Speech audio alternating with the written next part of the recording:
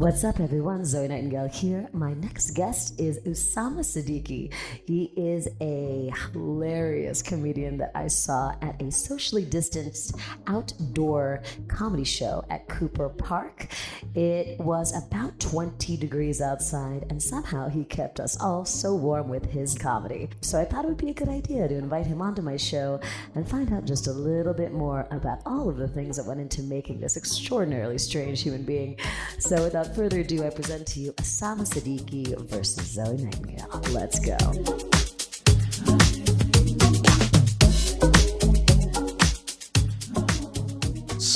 Ándale. Hola, hola, hola. Tacos, Dios mío. You sound so good. Dios mío. You should do BDSMR. Hello. Heard of that? BDSMR? Yeah.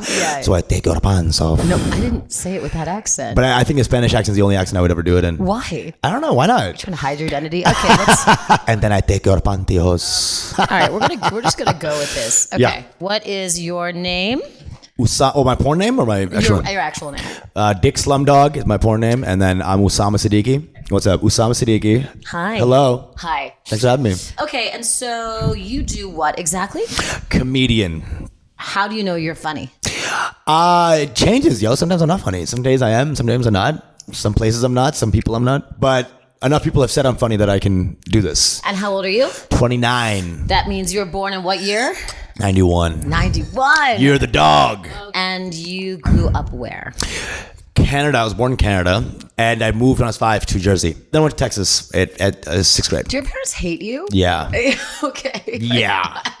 But I didn't even have a job to move to. He just wanted to say, like, hey, I hate my kid. I want to move to Jersey. So you wanted to take you to a lot of places where people would hate brown people. Oh, yeah. And I lived in Texas for a long time. My balls dropped in Texas. Central Texas, Middle Texas. Plano, Texas. Plano. Yeah, Plano, Dallas. And... What about you? Wait. No, this is not how this works. I can't ask you. No, everyone knows what I do. Everyone knows everything about me. No one's interested I in want me. to know. No. Okay, done. No, that's not how this works. This is about you. Sure, I'm so sorry. sure. Deal Okay, with it. done it. Deal with it. I'm going to assume you're from Canada. Yes, I'm from Washington, D.C. The land of the ugly trolls who are very smart and have a lot of power. Okay. Yes. Yeah. Yes. Yeah. But that's not important. What do your parents do? My parents, my mom is a mom. That's so cute. I know. She's a cutie.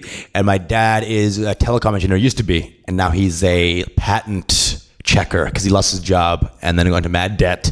And now he's doing some job to get out of it. But most of his life he was a telecom engineer. So like smartphones and all that shit. Cool. Yeah. Okay. And did they have you on purpose? Yeah. There's no like fun Indian nights. Usually they're conceived through planning. Are these like through sheets, like Orthodox Jews? No, not Mormons, like weirdos. It's more like Muslim. So it's like they'll do it, but it's pretty much planned. There's not really like a, hey, honey. Do you think your dad made your mom come a lot? I don't know. I do not know. I want to think, yeah. But my dad isn't a super connective guy. He's not like a guy who's like, hey, come here. I love you so much. But he's emotional. But he's not really in touch with his emotions. I feel like if you want to make a girl come a lot, you got to be pretty in touch with your emotions. Or you just have to be really good smashing at clits. Clit smash. Yeah. I think this is a personal thing. Does he drill your clit? Yeah, oh God, that sounds Does so he take a Black and Decker to your mom's clit? I don't even know how we got there. I'm so sorry. Your mom is probably such a nice person. No. She has a clit though. Nice people have Bad clits. things about your mom. No, she has a clit. It's fine, mom. Shout out to my mom's clit. What's up? It's all good. Love you, mom, and your clit. Okay, all right. So we're cool about talking about mom's genitals. That's cool. All right, I got to establish this. We're good. It's just all word bullshit, dude. Doesn't matter. Okay, so you grew up mostly in Texas. Yeah. And was that a good time for you? Did you have a lot of friends? It was nice. Were you popular? Were you smart? I mostly stayed near my mom's clit. I stayed in that location. Are you the one getting uncomfortable? No. I'm not. I just feel bad. She's like, listen, watch her. She has like glitter on eyelashes, and she's like, this is a little weird. Glitter on my eyelashes is on purpose. Yeah, I know. Yeah, it's I know. confusing. So it's hilarious that you can be like, I can't say clit. No, I can go. I just realized I suddenly felt so guilty about your really dignified, lovely mother and her like disgusting son talking about well, her clit. I'm disgusting, and she is ashamed of me. You know what I'm saying? 'Cause we're already established. And so, can you describe what you looked like at 8? Okay, 8, bowl cut. Oh no! I was one clavicle. I was so skinny. I was literally like a moving clavicle. No. Glasses, massive glasses. Oh my God! What was your prescription? 2120. I was fucking blind, and then crooked ass teeth, which is fine.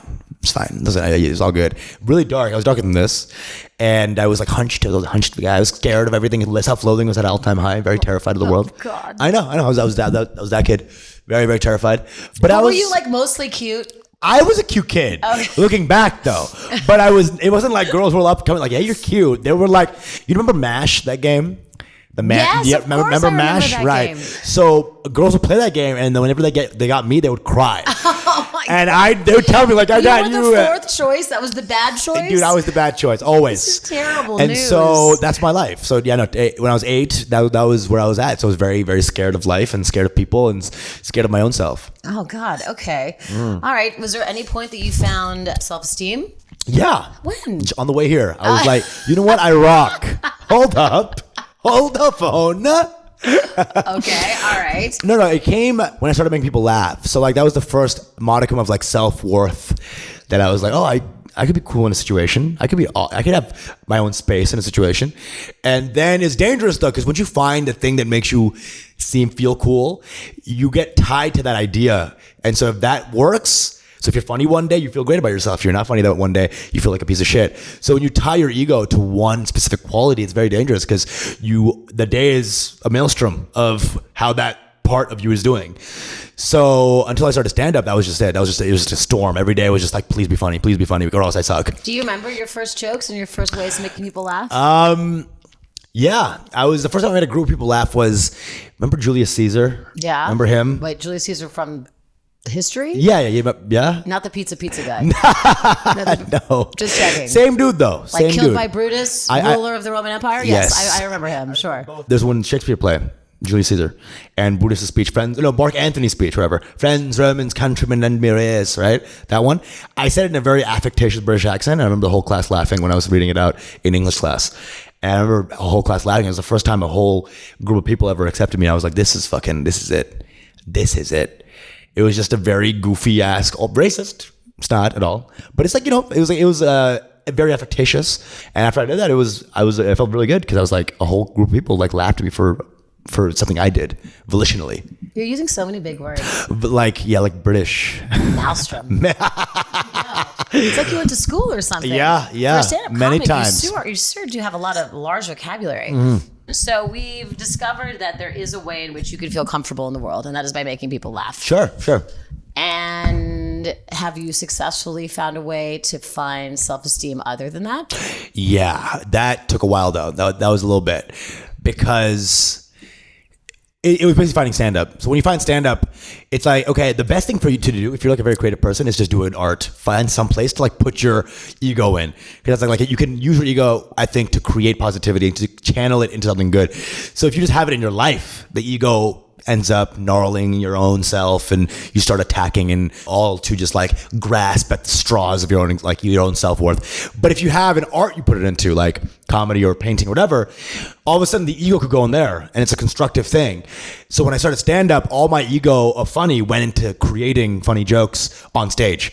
And that released my need to be like the funniest guy in the world off stage. And they'd said to me, not to me, but they'd said on the night that I saw you that you were on America's Got Talent. Yeah, I was. Is that true? Yeah, that is true. You went on America's Got Talent? I was. I did stand up on America's Got Talent, yeah. And can you just walk me through the entire thought process of what is that actually like? Well, it's a show for dog jugglers, It's not for you, right? So you have to go to this kind of basically casino crowd, Vegas-ass casino crowd and be like, hey, here's some jokes, and they're not down with any of this. So I was aware of what kind of show it was. What year was it that you did this? This year. You did it this year? Yeah. Like during pandemic? Yeah. Like was there the first is round, AGT still on? No, it finished. The first round was the day before pandemic started, literally. Oh my God. I flew back the day before it started. So like March 14th or some shit. And then the second round, the quarterfinal round I was in, was at August. So they quarantined the whole thing, did the 2 weeks of quarantine, all that shit. They checked your shit, the whole thing. And one singer couldn't get on because basically they got COVID fucking in LA. Oh my God. It was so You scary. keep hoping that all of your competitors Yeah, right. And I'm like, he's a good one. Fuck So yeah. wait, it's Simon Cowell. And who are the judges on this year's? Heidi Klum, Howie Mandel, and who was the last one? Oh, Sofia Vergara. And so you thought, how did you audition? Like, what is the process? Someone found my stuff online and they were like, hey man, I want you on this show. Really? Yeah. They're like, this motherfucker, this guy. And was it scary? Or did you feel nervous? I know how to do comedy, right? So I was like, I'm down with it. Okay. But it was scary because I watched the show my whole life and I know how comics do. You watched that show your whole life? I love the show. You love America's Got Talent? I love that show, dude. Oh my God, amazing. There's 2 shows that I love growing up and I got on both. So I got on this show. These are 2 dreams growing up in Texas. I was like, I want to get on these shows. America's Got Talent and Cash Cab. These are both shows I got onto. You got on Cash Cab? I'm on Cash Cab, yeah. By accident? Yeah. No. Oh, yeah. You got into a cab that was the Cash Cab? Yeah. That is a New Yorker dream. How So much good. money did you make? $250 each, I think. Me and my friend. Damn. Yeah. We had 500. We were like 8 questions we got right, whatever. 500. So proud of you. Good work. It was my dream. I remember watching like one day, I'm gonna find the Cash Cab. I'm gonna say Ben Bailey. Then they I love turn on like the disco lights and everything. I go crazy. My reaction is like, duh, fuck! I go crazy. I love it so much. So how far did you get into America's Got Talent? Quarterfinals. Quarterfinals. And is that the one where people vote for you, or is it still the judges? Vote. Okay. I passed the judges one, and then I got to vote. But I did some comedy that was kind of intense, and so Heidi Klum got very offended. And hypothetical joke where I said, "Hey Heidi, if I called you a tramp," I didn't call her a tramp. It's a joke about you can say anything as long as you add a beat drop afterwards. Like music is like that. You can literally say anything as long as you add a beat drop. It's fine. And so literally the joke goes into like, if you say the most misogynistic thing ever, add a beat drop and it's okay.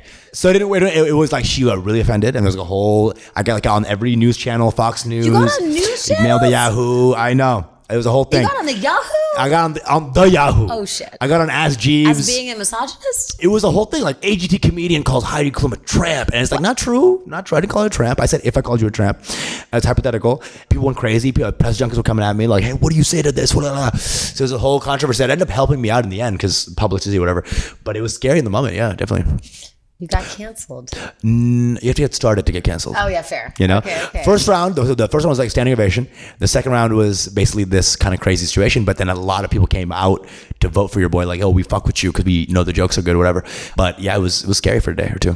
Oh man, the internet's coming after you is my greatest fear. I know. I'm so scared of the internet. I'm so terrified. The internet's really because they'll find you. It's a formidable adversary. And they'll find stuff from before video was invented. So like we have this video when you were 3 saying the N-word, and you're like, how you wouldn't even where were you?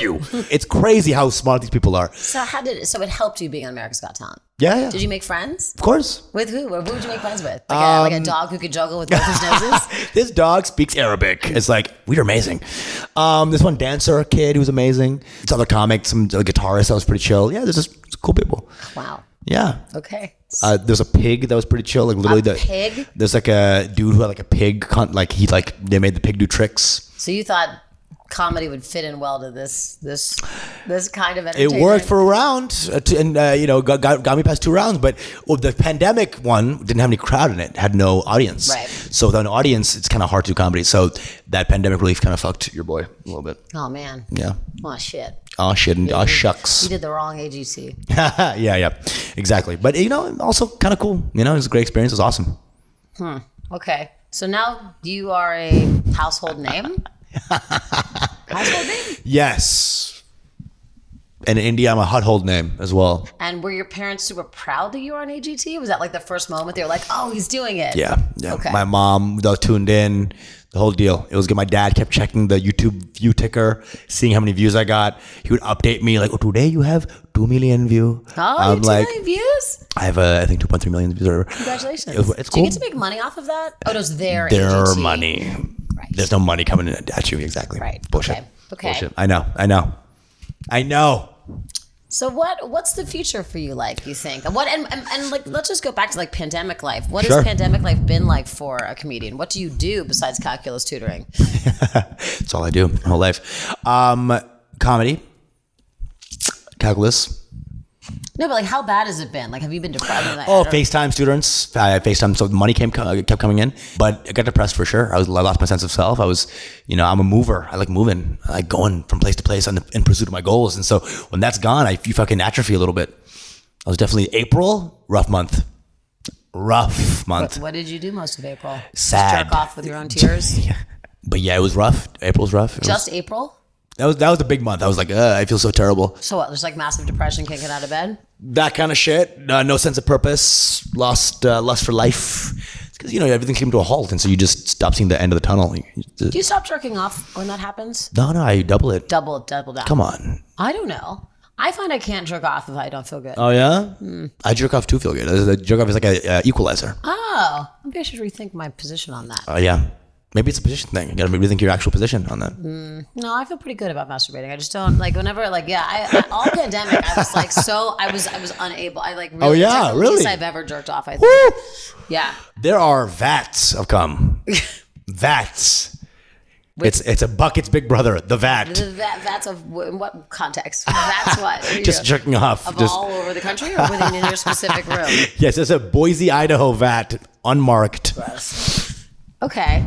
So, pandemic for you, did you learn anything? Did you get any good new skills? I tried to learn the London accent. How'd that go? I learned it for like a day or two, and then I lost it again. Now try me. Hello. No. In it. Is that how you do it? Is it really? I'm not trying it. I'm trying. It's not terrible. It's not really fantastic or brilliant, but it's not really that bad. What other accents can you actually do? Hilarious. Indian, of course. Can you give me some different versions of them? So if you're going to go north, it's going to be like, hello everybody, I'm here. My name is Rahul. How you do? Everything's good. And I'm really excited to continue the work we've been doing today. So it's all kind of in the front. South Indians all have like this. Hey buddy, get out of here. What are you doing? I said do for you. I said no. It's all more guttural. So when you go south like Kerala or Bangalore, those get a little more like this because the language itself is more like on the rolling. My Bengali accent is more like, it's more open. So don't do this. Don't do this. It's almost kind of Congolese. They're pretty good. Yeah. I could never fact check you, but it sounds good. That's it sounds the thing. like you know what you're talking about. And were your parents delighted that their son, who I guess is good at calculus, was good at stand-up? Is that something that an Indian Muslim family is looking for in their child? Yeah. Really? They were like, please, are you gay too? Please. We'd love if you were also gay.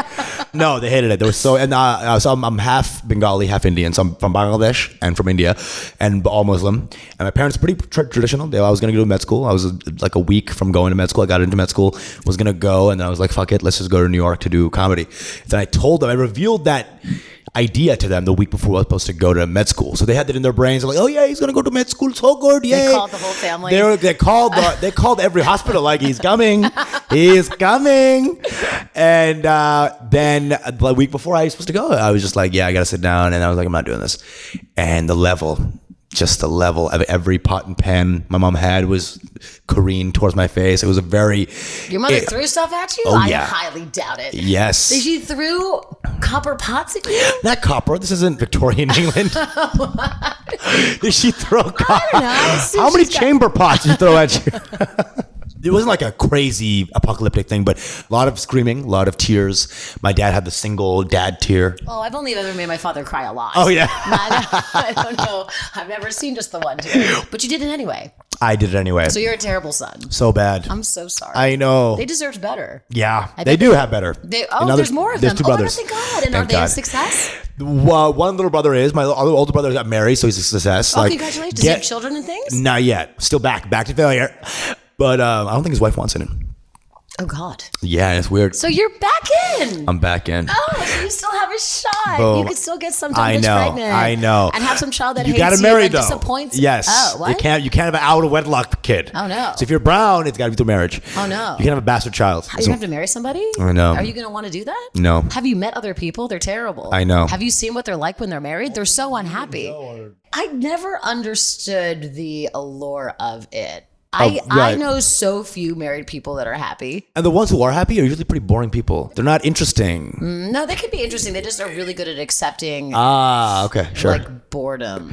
Sure. And monotony. I mean, monotony. Monotony? Monotony. I don't even know what I'm trying to even say.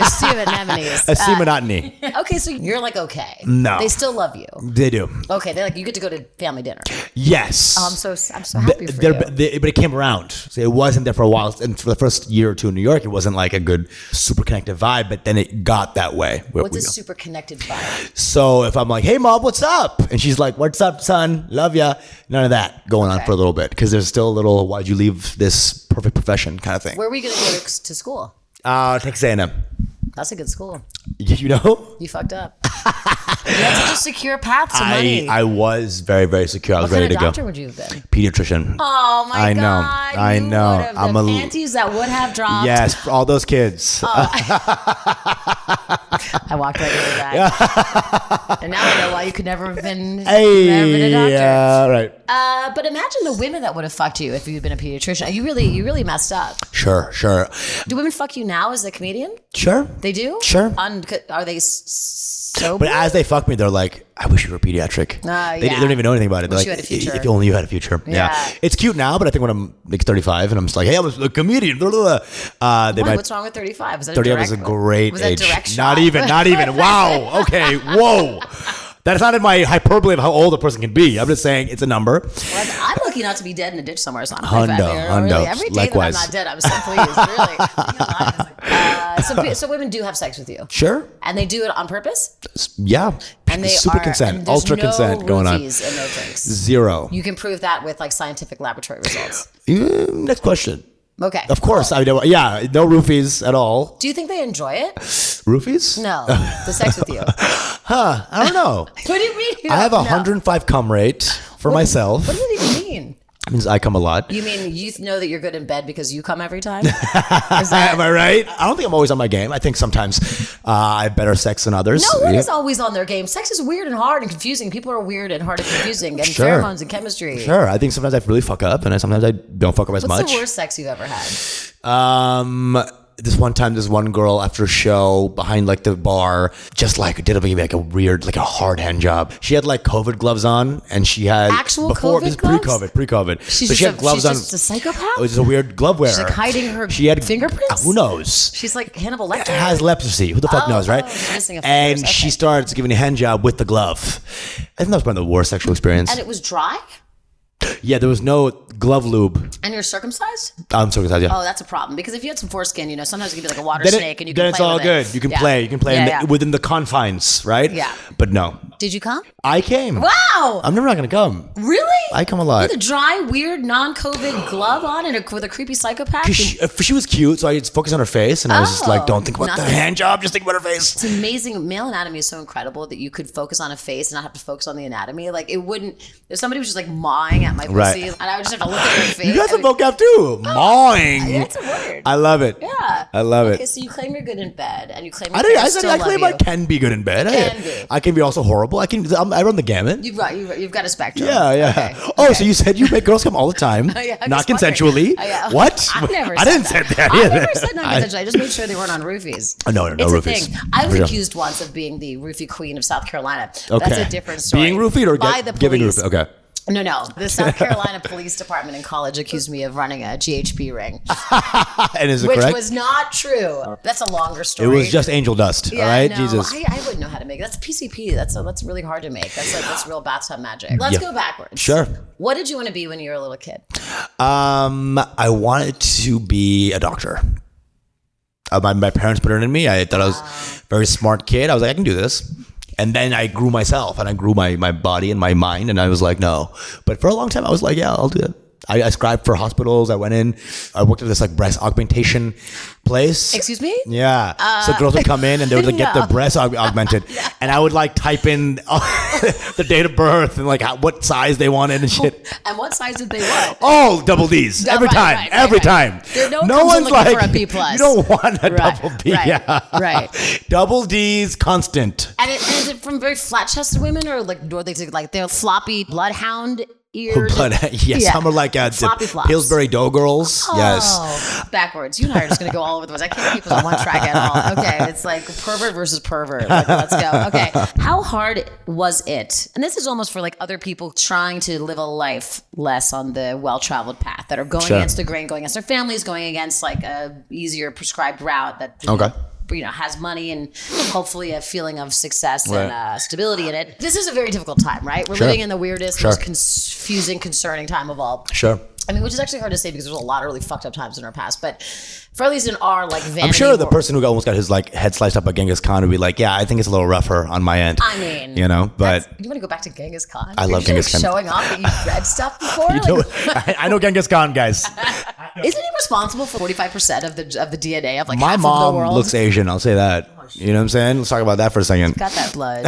For you. Don't we all? No. Don't we all? Not me. I just come from like Polish incest rape. My grandparents are first cousins. Yeah, my blood doesn't clot. It's my fine. brother. It's fine. Don't worry I'm bleeding about right now. Yeah. It's not rouge. I'm bleeding from my face. It's cool. I, like you, took a less beaten path. Sure. When I say beaten, I did have to give a couple slow hand jobs with direct eye contact with no lubrication to pay rent. But that is not something I'm ashamed of. I don't think it's a problem. You gotta do what you gotta honestly, do. a lot of people look down at people who get money for sex, but like, what are you doing? You're just like fucking people for free. And those people usually buy prostitutes on the sly. People who hate on something are usually the perpetrator of that thing. The most. Right. So let's focus. I, like you, chose a less beaten path. My family are all lawyers. Sure. My sister's like a world famous writer and speaker, and everybody's just like very successful. Sure. And I was like, nah. Anyway, my point is this. A lot of people pick an easier path. And for someone who didn't, tell me how hard it was to choose comedy over being a doctor. I think the main thing for any path that is not like the tried and true, it's not the actual path that's hard. It's the scrutiny among other people. That's what really, because whenever there's an antigen in a system, the body creates antibodies to destroy it, right? So when you say, I want to do what I want to do, society feels an antigen in its fucking system and tries to stomp it out. Because people, mostly by and large, 99% do not follow their dreams or do not even entertain the idea of following their dreams. And you have some person who's like, hey, I want to do this, really? That shakes something very deep in most people, because if I allow that to happen, says the scared man, then that will validate that path, and that will make me have to reckon with my own lack of self-understanding and self-journey. So what they do immediately is attack it, vitriol, all just acid on it, just so they can feel good about their own shit choices. And that is what you have to really fight against, is the projections of other people. And it is vast, and it is a tidal wave, and it is constant, and it is always. And so that's the main thing I would say to anybody trying to make it happen. And that's that. And that's How hard was it to like when you first started and you moved to New York? How hard was it? very hard. I had no money. My friends gave me a couple K. They fucking rose the money for me just for I can live in New York, because it's cute. Very nice people, my people. But I spent that only 2 days watching Jersey Boys. Your friends raised money for you? Yeah, That is so cute. Very beautiful, very good people, my friends. And they all gave it to me in a bag, like an unmarked bag. They're like, "Hey, we love you," and it's just cash. I'm That's like, so this nice. looks like a Russian drug As deal. a Jew, that's what love feels like. Oh yeah, cash in a happy backpack for you. for you. Adorable. It's cash in a backpack. That's lovely. Your friends believe in you. They believe exactly. Okay, well, tell me about living in New York. Was New York kind to you when you moved here? No, it was rough, man. I lived in Bushwick, and I lived with like this kind of gay thug, like a gangbanger who was gay, like an Omar type, and he would fuck dudes every day, and bang on the wall, and he would kick them out, and I'd see these massive hulking dudes. I'd be in the other room, I'd hear them go pa pa pa pa pa. Now bounce or whatever. And the guy would be like, no, man, let me just fucking chill. No, get the fuck out of here. And he'd always kick them out. And I'd just open the door just to see. I was terrified. You'd open the door? No, not his door. I'd just be like, just see him walk in the hallway. And this huge just juggernaut of a man was just like brought down to size because my gay thug roommate was like, get the fuck out of here. Oh. And is that where you learned how to love women? Yeah, by fucking him. Yeah, that's so nice. And he was a very scary person because he was in a New York life. I've never met anybody like that.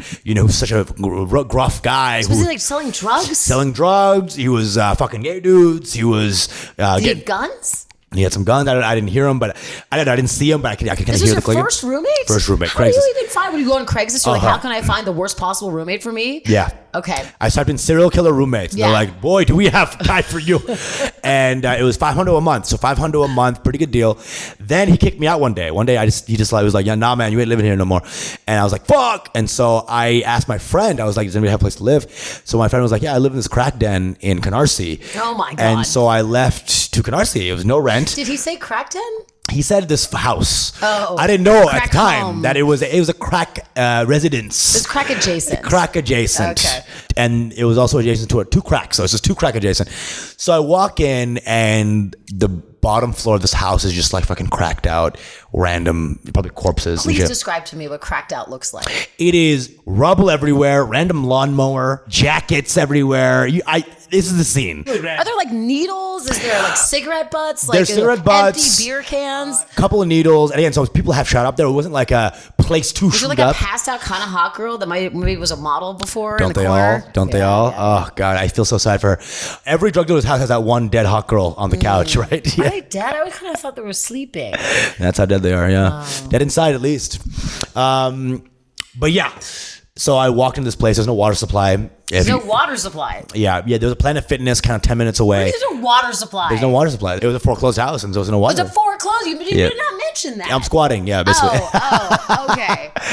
Yes, I'm squatting at this place. A foreclosed crack home. Yes. Got it. So it's not like a crack home with his pinky out. This is a crack home that's also behind in payments. Jesus. So we'd have to like go. I'd go. Really, no one else to go. I'd go fill up jugs of water at the Planet Fitness and come back and like use it for showering or the bath or. How smelly were your balls those days? I mean, dude, the pheromones were African. Oh, I'm saying the most sexual, like very sexual people. Oh, okay. All right. So women were drawn to the way that your balls smelled? Is that what you're trying to say? Not at all. I was very poor and very.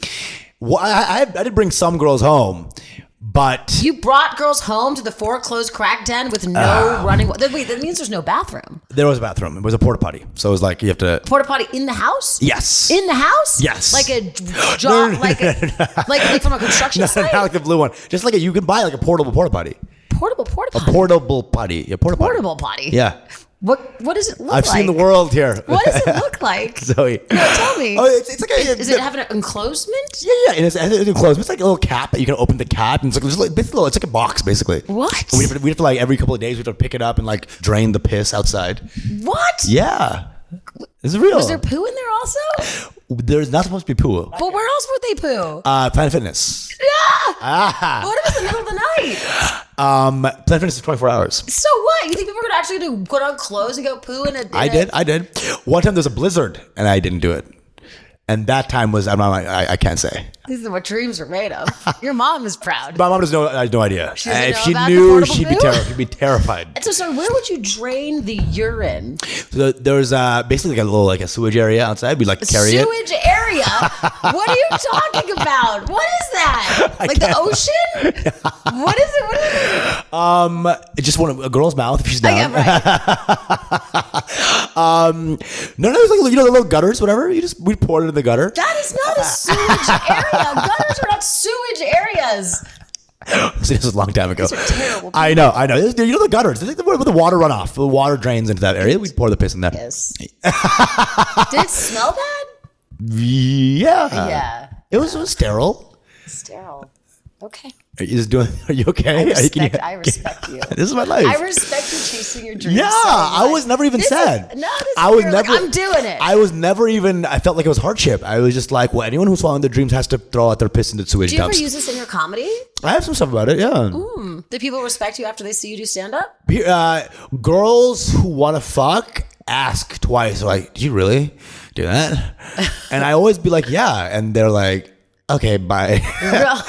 But if there's cool people who are like, that's really cool. So it's like I can never lie to someone and be like, no, that's just a joke. That was right. I'm in my life and I fucking did it. So how long did you poo in a portable porta potty? I didn't poo ever on a porta potty. Peter Piper picked up poo in a porta potty. Peter Piper picked up poo in a porta potty. Yeah. That was my roommate. I never shat in the porta potty. I was always good. That's nice. I'd hold it in if I need to. Look how you prove your education. Stay classy. So many times. Stay classy. Go. But it's crazy. It was just like no water, and sometimes it was like December 25th, 26th, 27th. Going to get the water was just brutal because it was so fucking cold. But it was fine. Every day I would do comedy from 4 p.m. to 1 a.m. I was just loved it.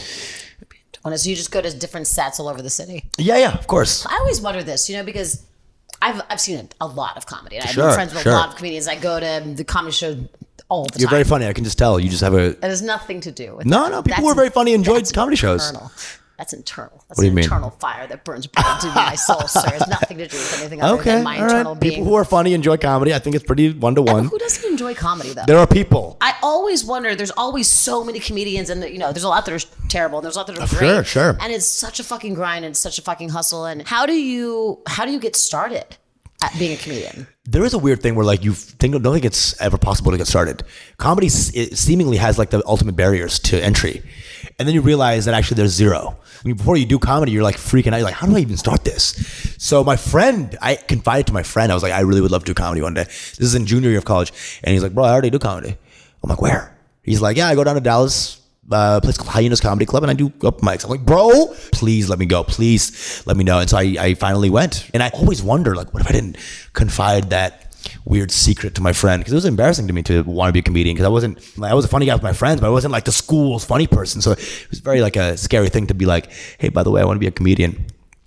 And when he said I do comedy too, it's like this weird melding of the fates. Like if I didn't ask him that day, would I ever have started it? It's a weird thing. So you went to the Hyena Comedy Club. Yeah. And had you made your 5 minutes, 3 minutes? Like how long were you on? Like what was it like? I made some Bin Laden puns. Nice. Was it based off your name? Hey guys, my name's Usama. You can call me by my stage name, Usama Bin Laughing. And that was my first joke. Oh God. Pretty bad. But I like basically 5 minutes of that. And I was driving and I was crying. I was so scared. I was like, I'm going to suck. I'm scared. I signed up for this list. It's like a lot of comics. They're terrifying to me. I'm 20 years old. I'm scared. I've never seen a guy smoke and drink scotch at the same time. Blew my fucking brains out. I was like, is that even allowed? And these guys are just like drinking and smoking and just shooting up in the back. I was like, these are fucking some rock stars. I've never even seen this in real life. Terrified. Go to a corner. I'm just chilling. I'm just like shivering with my little Bin Laden puns. It starts at 8. And at 12:30, they hit me up. They're like, okay, you're up next. Everyone's gone by this point. It's like 5 people left. Go up. Hey guys, my name's Usama, but you can call me by my stage name, Usama Bin Laughing. And like people start laughing, and I'm like, holy fuck. They laughed at that? They did laugh at that. Amazing. Remember, this is Texas, all right? So I do the whole set, do like 5 minutes, and then I feel like, oh my God, this is amazing. And then I bombed for 8 months after that, straight, not a single laugh. But that first one was so kind of powerful that I was like, let's keep going. Thank God 3 of the 5 audience members laughed at your What shitty if they fucking weren't joke. dumb? You'd What be if a they- pediatrician. what if they had some taste? blonde wife in Malibu just having a nice life. Probably better, actually. Not peeing in a bucket in Carnacy. You mentioned so much more poor. God. Being in a bucket in Carnacy. I mean, It's Canarsie. But Whatever it is. It's too far for me. It's poverty. It's poverty and poverty, all right, bitch? Okay, so then you get to New York, and then how do you start? You just like go beg? So barking is a thing people do in the beginning where they sell comedy tickets outside of places. Hey, free comedy, come I on know down. those You know, guys you know, deeply. I know. Oh, I know those and guys. it's a rough living. What is the pyramid scheme that goes along with that? So much, dude. So, Because basically it's like, yeah, you do all this work and the pyramid scheme doesn't even involve money. It involves stage time. So you make the stage time currency. You basically just involve people's dreams and take advantage of them. And the pyramid scheme has no money in it. It's literally just, you're just fucking suffering for your if dream. you sell tickets, you get stage time. Yeah. Now they pay people. But before, back in the day, 6 years ago, it was just no man's And land. who were you barking for? What was the comedy club? Laughing Buddha. I wasn't getting paid for that one. I was just doing it for the stage time. And that was in Village Lantern in West Village. Oh, yeah. West Village is the place where you see the barkers. Just people like, hey man, we got comedy over here. Greenwich Village is the place. You can really get into some dirty shit after a certain night. You're barking out there at 1 a.m. The things start to rear their heads a little bit. Okay. You know what I'm saying? So it's been a really smooth, easy transition for you into comedy. No. And when did you find any modicum A modicum. feeling like you were on the way up from peeing in a bucket? That really got to you, huh? I love it. That one. I love it. I love suffering No. for your You're craft. You're funky. I'm You're into funky. it. I know for sure. I'm into it. I get the vibe. I think everybody should suffer. I think everyone should for their piss in a craft. bucket for someone or for something. For something. Yeah. Or in someone's face. Or in their mouth. In someone or for something. At least, or for money. Or for money. Or drink it for money. I mean, it's hard to know what people should do with their time. When did you feel like, okay, this was for a reason, I did it. I've done it. I'm moving on up. You know, I've always been so like right in the moment. Oh, geez, that sounds such like a douchebag yoga thing to say. I'm always just in the moment. I never really thought about like the acquisitions. It was always just like, I can't believe I'm doing this. Fuck yeah, I'm doing this. I left med school to do this. So once I left med school, it was such a wild thing to just bounce from that cush position that I was like, fuck it. Let me just do this as much as I possibly can. So I didn't really have the idea of like, gotta get here, gotta win this, gotta acquire this, gotta get past this club. It was just like, let me just do this as much as I humanly can. And so for years, I was just out. I would just disengage myself from any sort of the vagaries of life. I was just like, I'm a comedian, and that's fucking it. And I piss in a bucket, and that's fucking it. So how many years did you piss in this bucket? Like a year. Okay, long enough. And then did you like It wasn't just a side How thing. did you even make enough money to get out of peeing in a bucket? Well, I had the tutoring gig back then. Oh yeah, and no rent. Calculus. Yes, So yes, cute. I So know. you're peeing in a bucket and going to nice children's homes. They had that, no like, idea. Have bathrooms. Sometimes I'd turn on the water, see the faucet, I'd be like, "What is this?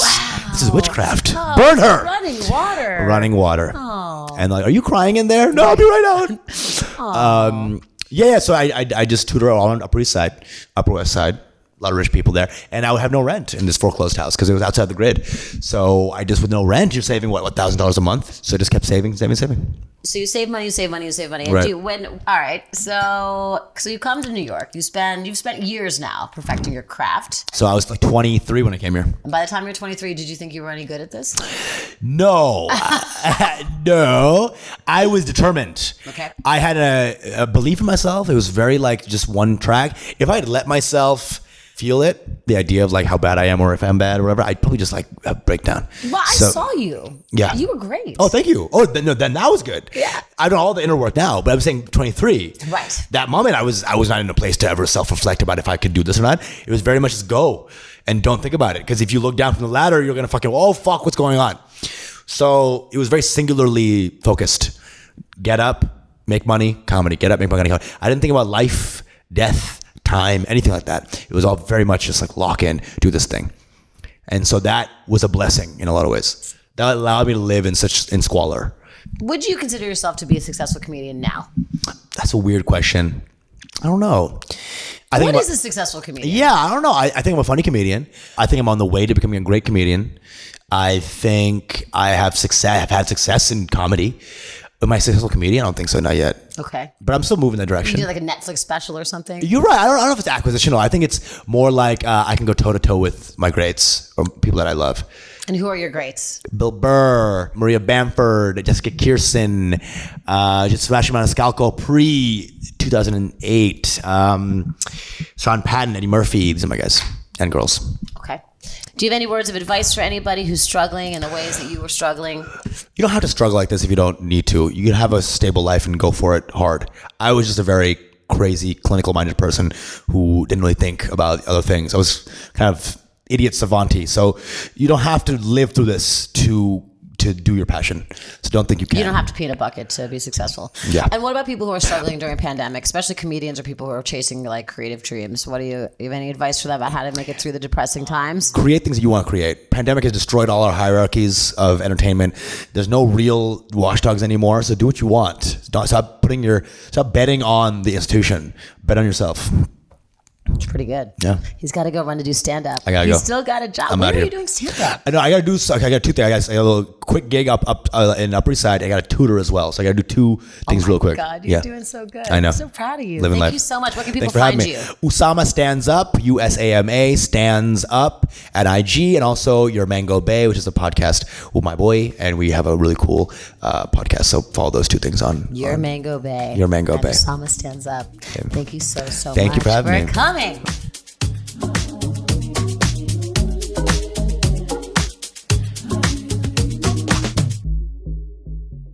Thank you to Usama for gracing us with his presence. He's got an incredible megawatt smile, and I had so much fun hanging out with him. He had to leave early to go tutor on the Upper East Side, so our interview was cut short, but I hope I will have him on my show back again very soon. In the meantime, you can follow him on his Instagram. That is Usama Stands Up. That is USAMASTANDS. UP. At Instagram, he also has a podcast called Mango Bay. Check all of that out. And of course, you can always follow me on my Instagram at Dr. Z Nightingale, on my website at www.zoenightingale.com. Email me if you're feeling just a little bit lonely and you need some holiday cheer in your inbox at genuinelyfalse@gmail.com. It's that weird holiday period where time sort of stands still and things get quiet for a little while. So take this opportunity to meditate, to work out, to breathe a little bit, to write down all the things that you're grateful for, and forget the things that make you sad. Give your spirit to others. It is a dark and difficult time during these holiday seasons, and everywhere people need all of the love that you can spare. So, sending you the biggest hug and a lot of love on this cold December day. Whatever you're about to celebrate, I wish you whatever present you wanted and the presence, whether it's online or not, of those that you love. Good night, everybody.